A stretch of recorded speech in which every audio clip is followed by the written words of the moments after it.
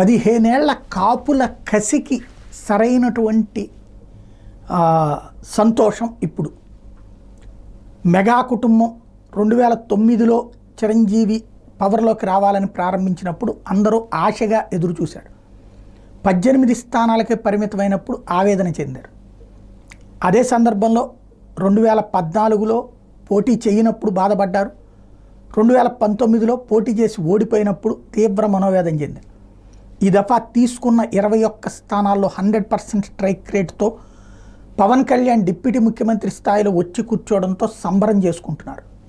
జన సైనికులు ప్రతి ఒక్కళ్ళు ఉత్సాహంతో ఉన్నారు, జోష్తో ఉన్నారు. ఇక దీన్ని సస్టైన్ చేసుకోవడం ముఖ్యం. సస్టైన్ ఎట్లాగా? మొత్తం 175 అసెంబ్లీ నియోజకవర్గాలు ఉన్నాయి, 20 మంది ఉన్నారు. తలకో 10 నియోజకవర్గాలు 9 నియోజకవర్గాలు చేతికిచ్చి ఒక్కొక్క ఎమ్మెల్యే